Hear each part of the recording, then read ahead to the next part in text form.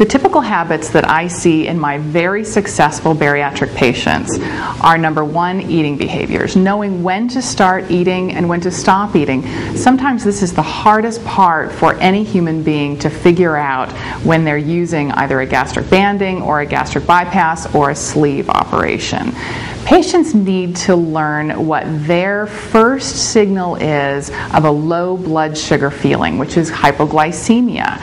That is a solid black and white signal that each of our bodies send to us when we need food in the system.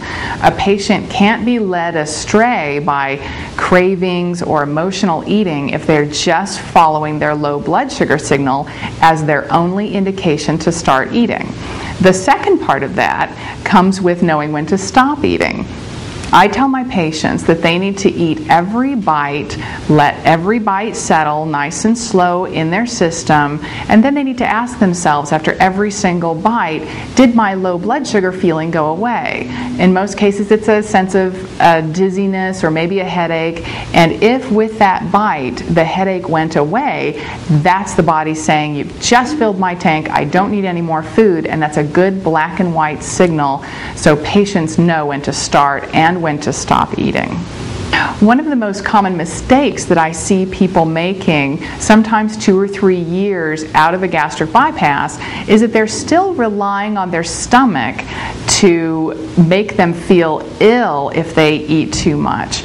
Over time, the stomach muscles and nerves re-coordinate and they start to move food through faster over the second half of the first year than they did during the first half of the first year. So the people that have the surgery will naturally be able to eat more food in the second 6 months and into the second year.